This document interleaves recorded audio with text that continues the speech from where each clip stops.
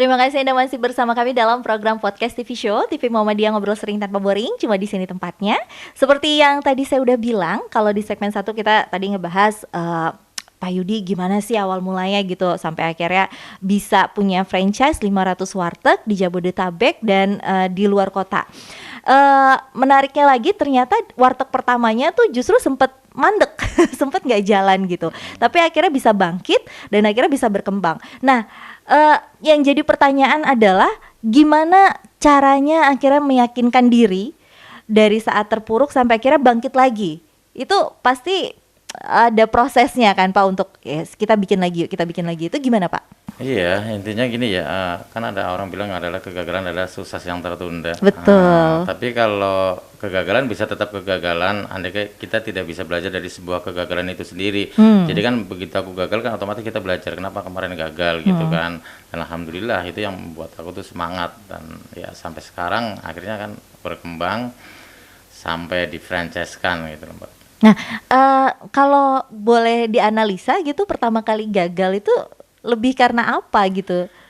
Pengalaman sih sebenarnya. Pengalaman yang emang kurang. Dulu kan kita masih percaya dengan orang tua ya. Orang tua ternyata itu tadi lah, orang tua dulu pengalaman terbanyaknya adalah petani. Waktu itu petani kurang menguntungkan, hijrah ke Jakarta. Jadi menurut kami adalah waktu itu emang pengalaman kami emang kurang saat itu. Jadi karena pengalaman yang kurang akhirnya jadi kurang bisa memahami sebenarnya seluk-beluk warteg itu harusnya seperti apa gitu. Dan pada akhirnya belajar kembali dan akhirnya bisa bangkit kembali. Nah ini Pak Yudi, aku agak sedikit gimana ya, kayak amazed gitu sama Pak Yudi. Dari tadi kita ngobrol, Pak Yudi tuh pembahasannya tuh cukup apa ya, motivasi dirinya juga luar biasa gitu. Dari tadi pemahaman yang dikasih ke aku selama kita ngobrol tuh luar biasa. Pak Yudi ini belajar bisnis ini itu via buku, otodidak atau gimana pada akhirnya? Sebenarnya otodidak, cuma zamannya dulu saya dagang asongan, emang saya suka baca koran, hampir tiap hari saya tuh beli koran, nonton TV. Kalau nonton TV pun banyak beritanya yang saya tonton, itu kan yang ya istilahnya memotivasi lah. Walaupun saya dagang asongan, tapi mungkin hampir tiap hari itu saya nggak pernah berhenti tuh baca koran. Kayak ilmu dari situ ya, belajar dari situ luar biasa. Nah ini ngomongin lagi deh tentang bisnis yang tadi dimasak sama istri itu. Masih inget gak sih dulu menu-menu yang pertama kali dijajakan itu gimana sistemnya? Apa dicoba dulu gitu, ini kayaknya oke nih baru kita jual ini, atau gimana? Ya dulu istri saya itu sempat kerja sama orang lain, dia minta tidak digaji selama 6 bulan karena istri saya itu pengen bisa masak gitu, karena emang basic dari orang tuanya adalah petani. Jadi istri saya itu pengen punya warteg. Ya akhirnya dia ikut orang lain. Kalau ngikut saudara sih sudah banyak, cuma nggak mau. Kalau ngikut saudara kan ya mungkin saudara segan kan untuk nyuruhnya. Tapi akhirnya istri saya tuh ngikut orang lain 6 bulan berarti tidak digaji. Emang dia dari awal udah ngomong gitu. Karena pengen punya ilmunya, bener-bener pengen belajar. Pengen belajar itu. Wah, ini berarti kalau misalnya di total nih selama 25 tahun gitu, kalau di suksesnya saya udah bisa notal nih 500 franchise gitu suksesnya. Tapi kalau sisi gagalnya gitu, berapa kali gagal? Ya itu tadi ya, sebelum menikah aja saya tuh gagal, kategori gagal gitu kan. Warteg ke 2 saya ya juga tuh gagal ya.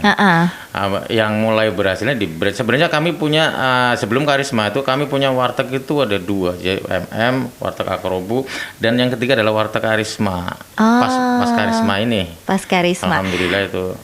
Nah ini jadi punya pembahasan nih. Tadi kebetulan kita dari segmen awal kita belum membocorkan gitu. Nama-nama warteg-wartegnya Pak Yudi. Ini ada kalau nggak salah yang sekarang tuh ada 3 nama ya Pak ya? Betul. Ada Karisma, terus ada apa lagi Pak?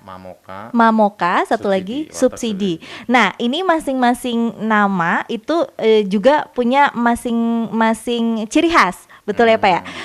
Kalau kita cerita dulu deh tentang warteg Karisma yang akhirnya membawa harum nama Pak Yudi dan juga rezeki Pak Yudi, alhamdulillah. Kenapa pilihannya bisa namanya Karisma? Biar warteg itu lebih berkarisma Pak. Serius? Iya, soalnya kan dulu sering ditolak kan untuk ngontrak kan. Alasan nanti kumuh, nanti ini. Berarti emang warteg tuh gak ada karismanya gitu kan dulu gitu. Ternyata emang setelah saya bikin brand itu, naik lah istilahnya kan. Jadi okay. tapi bukan hanya mereknya saja, jadi aku ada yang dirubah itu, terutama tadi kan tampilannya gitu kan. Dan ternyata akhirnya aku mengembangkan dan Karisma itu banyak ditiru orang. Makanya kami punya brand lain ya justru persaingan itu bikin cerdas ya seperti itu. Jadi kok orang banyak yang niru sih ya, maksudnya catnya, tulisannya itu banyak yang meniru. Makanya akhirnya saya berpikir bikin brand lain deh. Aku yakin bikin brand lain kalau jadi dirinya sendiri akan berhasil juga. Oke. Brand lainnya itu Mamoka. Mamoka itu artinya apa, Pak? Sebenarnya gini ya, Mamo itu panggilan kecil saya. Kayaknya Karisma. Tetap ada karisma ya di belakangnya. Gabungan lah ya. Oke. Bedanya sama waktu Karisma sama Mamoka ada bedanya nggak? Iya, Mamoka itu punya program di setiap hari Jumat jam 11 sampai jam 2 itu makan 10.000, Mbak. Wah, itu saya perlu cari tuh. Itu di mana-mana. Pokoknya Mamoka dimanapun. Betul. Itu emang sistemnya kayak gitu. Walaupun franchise tapi memang sudah diterapkan kayak gitu. Jadi biar bukan hanya namanya aja yang berbeda, tapi memang di dalam itu ada yang berbeda programnya. Sistem itu memang harus diterapkan. Pokoknya itu warteg A, B, tapi dalamnya sama aja intinya gitu. Oh gitu. Oke. Nah kalau tadi satu lagi warteg subsidi itu apa? Dulu kan aku belajar dari bisa dibilang kayak di pom bensin kan gitu kan dulu.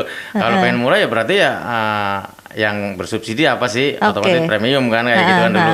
Oh kenapa tidak? Aku bikin warteg subsidi gitu kan. Jadi emang kalau orang pengennya harganya low, harganya bawah ya berarti emang harusnya menunya ini gitu. Makanya aku bikin brand itu subsidi. Jadi emang ada harga-harga yang murah tiap hari gitu kan.